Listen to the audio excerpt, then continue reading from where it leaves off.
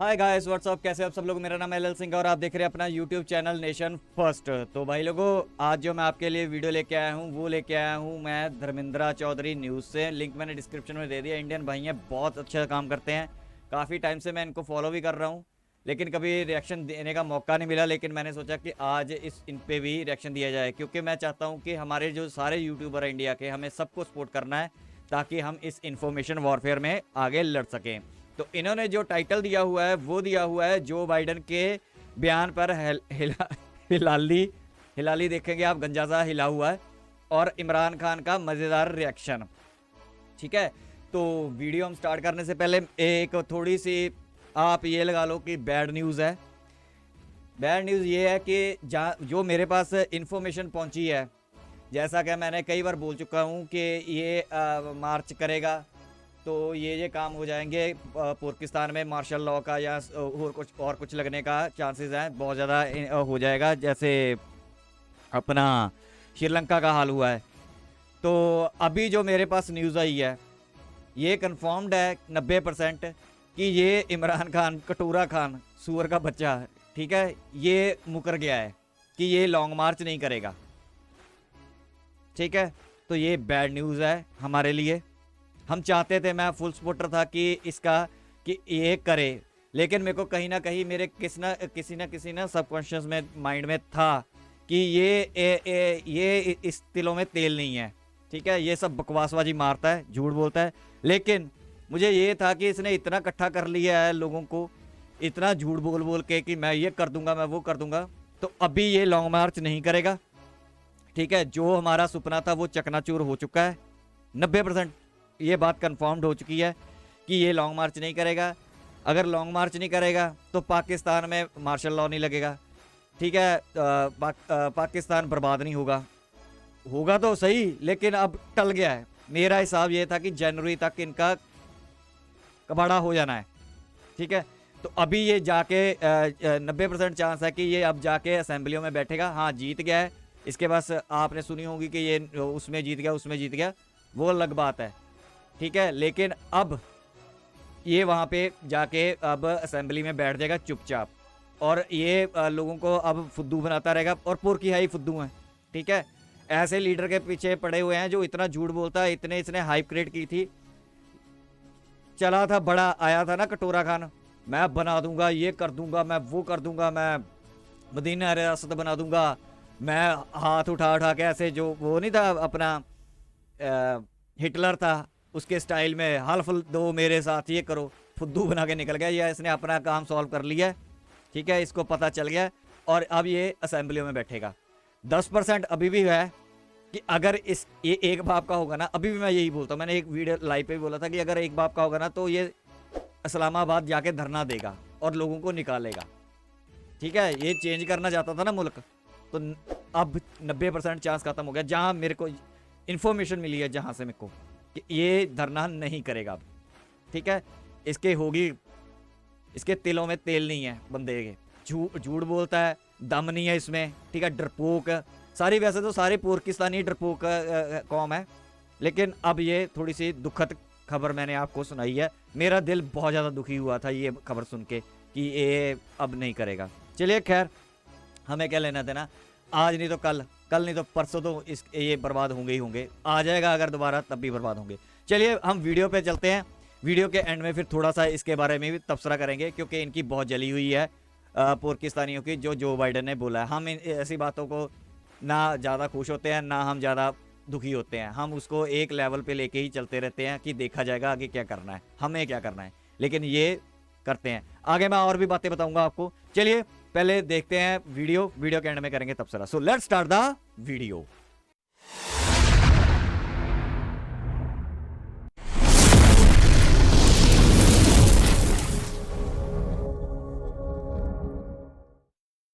आपका ख्याल है कि वो हिंदुस्तान से उन्होंने ताल्लुकात तोड़ दिए हैं?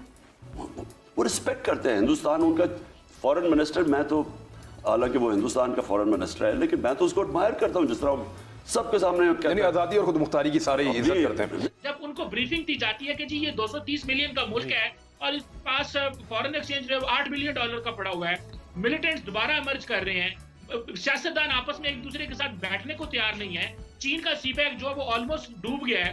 ऑन दी अदर हैंड देखिए, जो बिलावल ने सही कहा कि इंडिया जो है वो एक्सीडेंटली मिसाइल फायर कर देता है, इंटरनेशनल कम्युनिटी खामोश है। वो उसने कहा है कि डेंजरस, नथिंग मोर डेंजरस। क्यों है भाई ये हिलाली गंजासा हिला हुआ। 23 दफे 1960 से आपने अपनी बैंक्रप्सी दिखाई है, इसलिए कि आप IMF के पास गए हैं। आप खशगोल लेके हर जगह फिरते हैं। मैं UAE के होके, अभी मैं तुर्की होके आया हूँ, और मैंने उन भाइयों को कहा मैं आया हूँ तो आप समझेंगे शायद ये मांगने आया है। मैं मांगने नहीं आया, लेकिन मजबूरी है।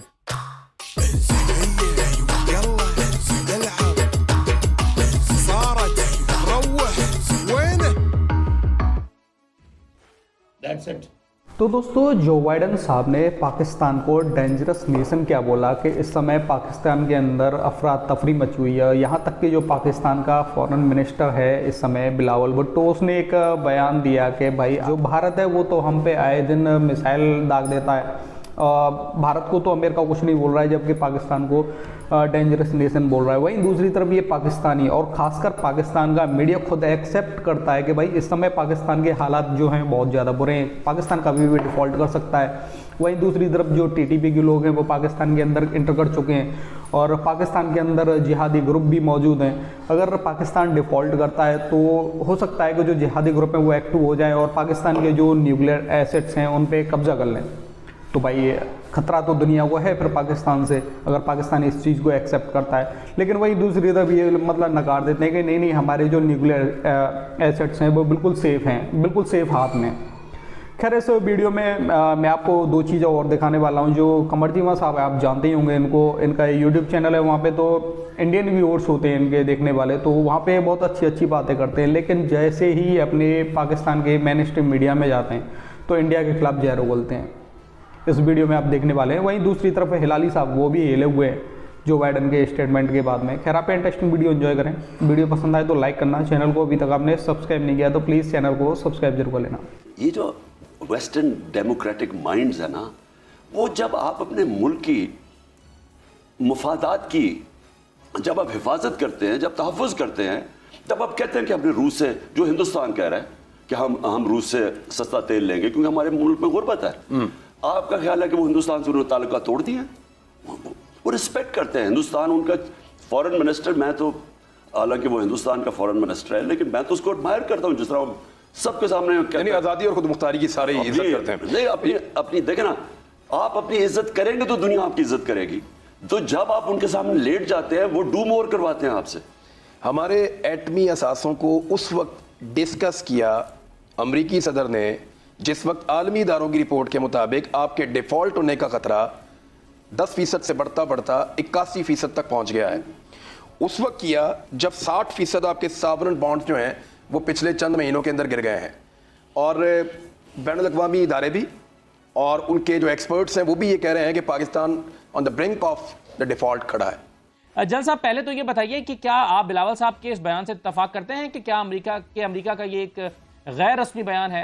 यानी आपको क्या लगता है, गैर रस्मी बयान है या फिर ये ऑफिशियल स्क्रिप्ट का हिस्सा है?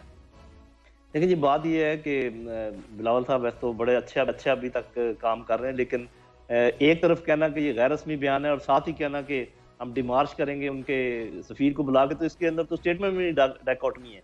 अगर ये गैर रस्मी है तो फिर आप क्यों बुला रहे हैं सफ़ीर को? और अगर सफ़ीर को बुला रहे हैं तो इसका मतलब ये कोई चीज़ सीरियस है। तो प्रेसिडेंट ऑफ यूनाइटेड स्टेट्स जब भी बात करता है, चाहे वो अपने निजी महफिल में over A cup of T बात करे, उसकी भी अहमियत होती है। और ये तो एक पॉलिटिकल गैदरिंग थी जिसमें उन्होंने बात की है, तो ये गैर रस्मी नहीं हो सकता। बल्कि मैं यूँ समझूंगा इसको कि आप यूँ समझें कि अल्लाह की तरफ से ये गैबी इमदाद आई है जिससे आपको उनके असल डायरेक्शन का पता चल गया है। देखिए, हमारा कभी मिसाइल अपने रास्ते से हटकर किसी दूसरे मुल्क में नहीं गिरा, हिंदुस्तान का मिसाइल इधर आके गिरा। वो अमेरिका के हलीफ होने के बावजूद ईरान से तजारत करते हैं, हमें नहीं करने दी जाती। वो रूस से वेपन भी ले रहे हैं, तेल भी ले रहे हैं, हमें नहीं लेने दिया जाता। तो इससे आपको कम से कम ये तो अंदाजा हो जाना चाहिए कि दुश्मन कौन है और दोस्त कौन है। फिर ये एक चीज़ बहुत ज़रूरी है जो मैं कहने वाला हूँ, याद रखें कि अमेरिका ने और वेस्ट ने कभी किसी मुसलमान मुल्क को एटमी हथियार नहीं बनाने दिए। आपको याद है इराक के साथ क्या हुआ, आपको याद है लीबिया के साथ क्या हुआ, आपको पता है कि वो ईरान के साथ क्या कर रहे हैं। देखिए, हमारी इकोनॉमिक कंडीशन पूरी दुनिया को पता है, पॉलिटिकल अनसर्टेनिटी हमारे पूरी दुनिया को पता है। आपके बारे में रिपोर्ट्स आ रही हैं कि जी स्वात के अंदर दोबारा मिलिटेंट्स का रिटर्न हो रहा है। इंटरनल जो हमारे हालात हैं वो आपके सामने है। सीपैक की हमने बात पहले कर दी है। दुनिया हमें कैसे देखती है वो जरूर एक इंपॉर्टेंट चीज है, लेकिन हम भी तो अपनी इंटरनल डायनामिक्स देखें। जब उनको ब्रीफिंग दी जाती है कि जी ये 230 मिलियन का मुल्क है और इसके पास फॉरेन एक्सचेंज $8 बिलियन का पड़ा हुआ है, मिलिटेंट्स दोबारा इमर्ज कर रहे हैं, सियासतदान आपस में एक दूसरे के साथ बैठने को तैयार नहीं है, चीन का सीपैक जो है वो ऑलमोस्ट डूब गया है, तो दुनिया आपके बारे में कोई राय तो बनाती है, लेकिन दैट डजंट मीन कि ये राय अमेरिकी अदारों की है या इंटरनेशनल जो अदारे जो पाकिस्तान के nuclear program. On the other hand देखें, जो बिलावल ने सही कहा कि इंडिया जो है वो एक्सीडेंटली मिसाइल फायर कर देता है, इंटरनेशनल कम्युनिटी खामोश है। इंडिया के अंदर असदुल्ला खान साहब देखें, इंडिया के अंदर न्यूक्लियर यूरेनियम जो है वो मार्केट्स में बिकता रहा है, ओपन मार्केट में यूरेनियम बिकता रहा है, लेकिन कभी IEA international atomic energy agency भी नहीं बोली, कभी अमेरिकन भी नहीं बोले। हमारे बारे में उनके स्टैंडर्ड्स बिल्कुल और है, इसमें कोई शक नहीं। जल साहब की बात से मैं एग्री करता हूं। तो इसका मतलब तो ये है कि डॉक्टर साहब, इसका मतलब तो ये हुआ कि ये एक सोचा समझा पॉलिसी के मुताबिक दिया गया बयान है और ये उनके जो सियासी तरजीहात हैं उसका हिस्सा है। ऐसा नहीं कहा जा सकता कि ये उनका गैर रस्मी बयान है और ये अमेरिका की पॉलिसी की तर्जुमानी नहीं करता, ये नहीं कहा जा सकता। मुझे ऐसे लगता है कि अमेरिका के अंदर जो एक सियासतदानों की बड़ी लॉट है वो पाकिस्तान के बारे में ये ख्यालात रखती है, इसमें कोई शक नहीं है। लेकिन मुझे ये नहीं लगता कि कोई अमेरिकन जो है वो ये समझता है कि पाकिस्तान के न्यूक्लियर प्रोग्राम को अनडू कर दिया जाए या वापस वो चीजें कर ली जाए, मुझे ये नहीं लगता। लेकिन उनकी पाकिस्तान के उनको ये चीज खटकती तो पूरी दुनिया को है, इंडिया को नहीं खटकती कि इनके पास आज खित्ते में बैलेंस ही पाकिस्तान के न्यूक्लियर प्रोग्राम की वजह से। दुनिया इस खित्ते में स्टेबिलिटी इसी वजह से है, वरना अब तो कब की जंग हो चुकी होती। जो नरेंद्र मोदी नॉर्मल हालात में पाकिस्तान में मिसाइल मारने की बातें करता है, अगर पाकिस्तान के न्यूक्लियर प्रोग्राम ना होता तो क्या होता। सो अमेरिकन के अंदर लार्जली वेस्ट के अंदर ये चीज है कि ये पाकिस्तान का न्यूक्लियर प्रोग्राम है जिसके ऊपर उनको फिर पाकिस्तान को एक लार्जर में देखना पड़ता है। जी पर जफर हिलाली साहब, पहले तो मैं इसी चीज को जानना चाह रही हूँ, समझना चाह रही हूँ कि आप लोगों की नजर में ये वजह क्या बनी है। अगर इस किस्म के स्टेटमेंट्स प्रेसिडेंट ट्रंप की तरफ से आते तो चलें फिर भी कुछ कहा जा सकता था, बट ये खुद जो बाइडन जो कि इतने अरसे से इन तमाम मामलात को पर्टिकुलरली खारजा उमूर को देखते आ रहे हैं, पाकिस्तान के किरदार के हवाले से जानते हैं, उनकी तरफ से ऐसा स्टेटमेंट इस टाइम पे आ जाना, आपकी नज़र में क्या वजह है इसकी? देखिए, मैं नहीं समझता कि बाइडन को आप कह सकते हैं इतना बुढ़ा हो गया है कि कुछ समझ नहीं आ रही उसको कि क्या हो रहा है हमारे न्यूक्स। वो सब जो नजमुद्दीन साहब ने एक्सप्लेन किया बिल्कुल सही है कि वो सब जानता है। उसका मकसद कुछ और है। वो लफ्ज़ जो वो उसने कहा है कि डेंजरस, नथिंग मोर डेंजरस। क्यों है भाई न्यूक्स पाकिस्तान के हाथ में डेंजरस? इसलिए नहीं कि हम उनके प्रोटोकॉल नहीं फॉलो करते हैं उनका देखभाल का। उसका मतलब ये है कि हम अनप्रिडिक्टेबल हैं, हम अमेरिका के कंट्रोल में नहीं हैं और ना हम चाहते हैं अमेरिका के कंट्रोल ना इन्फ्लुएंस में हो। और वो हमने बता दिया जब हम दोस्ती करते हैं चीन के साथ, जब हम दोस्ती की कोशिश करते हैं रूस के साथ, और जब हमारा इंडिपेंडेंट स्टांस है कुछ हद तक यूक्रेन पे। तो ये है चीज़ें जो एक ज़माने में हम तो बिल्कुल प्रिडिक्टेबल थे, उनके ग़ुलाम थे, उनके कहने पे हिलते थे। अब हम ये सब नहीं कर रहे हैं तो वी आर डेंजरस। वो जो कोहिजन की बात कर रहा है वो उस पर इतना ज़रूरी आप ना दें। इसलिए क्या मतलब कोहिजन? पूरी कौम यूनाइटेड है कि हमारे पास ये हथियार होना चाहिए, पूरी कौम यूनाइटेड है कि हम इस्तेमाल करेंगे अगर हमारे को डेंजर, हमारे we will use it if we are threaten. तो मेरे ख्याल में उस पर कॉन्ट्रैक्ट करें। डेंजरस अमेरिका के लिए बिल्कुल सही, इसलिए कि इसराइल के लिए। आखिर इसराइल और नेतन्याहू ने क्या कहा? नेतन्याहू ने कहा कि ईरान से बिगर डेंजर इज़ पाकिस्तान। तो कहने की बात सिर्फ ये है कि इंडिया भी यही कह रहा है बड़ा डेंजर है। भाई पाकिस्तान का अब क्या यूज़ है? हिंदुस्तान उनको मिल गया है साउथ एशिया में और पाकिस्तान की उनको कोई ख़ास ज़रूरत है ही नहीं। तो उनके हमारे फीलिंग्स के लिए वो क्यों ख़ास, उनको क्यों परेशानी हो? कोई नहीं परेशानी उनके लिए। और दूसरे आपने खुद कहा है 23 दफ़े 1960 से आपने अपनी बैंकरप्सी दिखाई है इसलिए कि आप IMF के पास गए हैं। आप खशगोल लेके हर जगह फिरते हैं और आप फिर कहते हैं कि they should have they should feel for you. आपके सेंसिबिलिटीज़ को इतने तरीके से नहीं होना चाहिए। कोई नहीं परवाह करता वो आपकी, उनको कोई खास। देखिए वेंडी शर्मन ने आके आपके इंडिया में अनाउंस किया कि हमारी रिलेशनशिप पाकिस्तानी के से from henceforth it is purely transactional. इधर आके आपके मुंह पे कह दिया कि आपकी कोई ख़ास ज़रूरत नहीं है। मगर हम चाहते हैं अच्छे ताल्लुकात हैं, मगर अगर आप नहीं करना चाहते हैं तो there it is. So please understand, move on. ये एक माफ करिए, आई थिंक अमेरिका के साथ बिल्कुल सही कह रहे हैं कि आपका इकोनॉमिक ये वो भाई 10-15 मिलियन आपका बिलियन आपका टेक्सटाइल का ये है, व्हाट्स 10-15 बिलियन, नथिंग। आपके लिए होगा, उनके लिए तो कुछ नहीं है। जाके पता करो कौन सी ऑल्टरनेटिव मार्केट है। देखिए आपसे मैं पूछना चाहता हूँ एक चीज, कौन सा है एनर्जी ऑफ द फ्यूचर? ये आप ये सोलर वोलार को भूल जाएं, उधर एकर्स एंड एकर्स ऑफ जमीन आपको चाहिए सोलर एनर्जी के लिए। ये दूसरा जो है विंड के लिए थाउजेंड्स ऑफ विंड मिल्स आपको चाहिए कुछ जनरेट। हाँ वाटर है, मगर पता नहीं क्यों आप वाटर पे नहीं कर रहे हैं, या इट्स वेरी एक्सपेंसिव। गैस किधर है भाई? 80% ऑफ द वर्ल्ड्स गैस किधर है? गैस तुर्कमेनिस्तान में है, कतर में है, रूस में है और ईरान में है। 2-3 मुल्क हैं जो आपके बहुत नजदीक हैं, एक तो आपके बॉर्डर पे है। एक पाइपलाइन आपने डेवलप किया हुआ है कि नहीं? कुछ नहीं। You have not managed your economy. और फिर आप सोचते रहते हैं कि यार हम, फिर जाके उनसे पैसे मांगते हैं, और फिर जब वो इंसल्ट करते हैं आपको, आप प्रोटेस्ट करते हैं, माफी मांगो। ये तो भाई लोगों यहाँ पे होगी वीडियो खत्म। आपने देखा हिलाली हिला हुआ था, ठीक है। जितनी बातें वो भौंक रहा था, उसको ये पूछने वाला हो तेरे जेब फटी हुई है, पैसे है नहीं, ये कर लो वो कर लो, ठीक है।